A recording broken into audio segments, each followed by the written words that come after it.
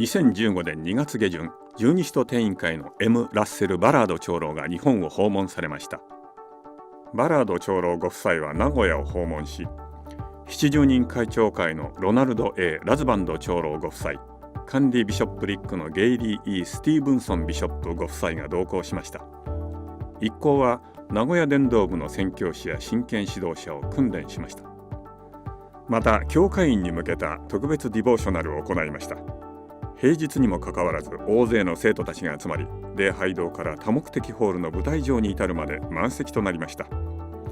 その模様はインターネットを通じて中部地区の4つのステークと地方部へ生中継されました。バラード長老は回復された真理の知識がいかに貴重であるかを強調しました。それを伝える主の技は霊界でも絶えまず続けられていることを話し、福音の大切な知識を隣人に分かち合うよう勧告しました。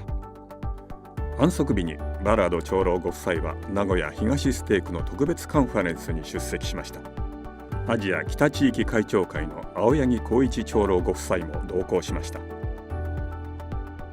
そこでバラード長老は福音の回復と預言者ジョセフ・スミスについて力強く証しをし、生徒たちに回復についての個人的な証しを強めるよう勧告しました。当日、バラード長老ご夫妻一行は東京に移動し、関東の10ステークと新潟地方部などの会員に向けて特別ディボーショナルを行いました。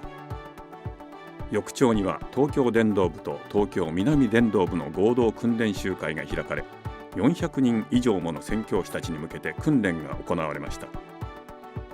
またバラード長老はアメリカ大使館でキャロライン・ケネディ駐日米国大使を表敬訪問しました。スティーブンソンビショップは内閣府に特命防災担当省の山谷恵理子大臣を訪ね、災害時には教会に支援の準備があることを伝えました。すべての日程を終えたバラード長老一行は香港に向けて日本を離れました。